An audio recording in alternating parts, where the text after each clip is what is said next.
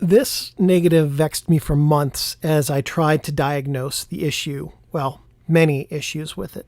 This image was taken with a Graflex Anniversary Graphic 4x5, and on this hike, the backup shot taken of this same scene with different film had the exact same issue and the same basic light blotch pattern as this frame.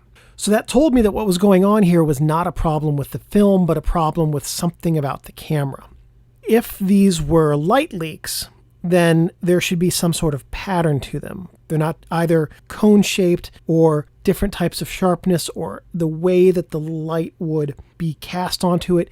Honestly, a light leak should not have this like disco ball effect that these blotches display.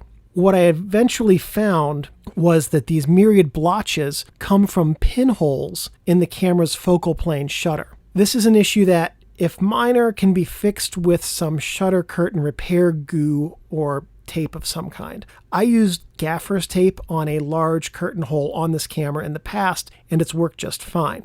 So what's happening to cause these white blotches is that the curtain holes are projecting little dots of light onto the frame when the lens is open. Now, if you have a barrel lens, this is a problem because there's no shutter in it. But if you have a leaf shutter lens in front of the focal plane shutter, this won't be an issue. If the dots are sharp, as these ones are not, then what you know is that the curtain rests against or almost touches the film. If the dots are like these, which is to say blurry, then there's a slight distance between the film curtain and the film plane. And on the old Anniversary Graphic, there is in fact a slight gap between the curtain and the plane that happens to be significantly larger than most cameras. And that leads to the pinholes casting a diffuse dot instead of a fine dot. Ultimately, for cameras with a curtain like this, if the camera is worth fixing, the only fix is a new curtain.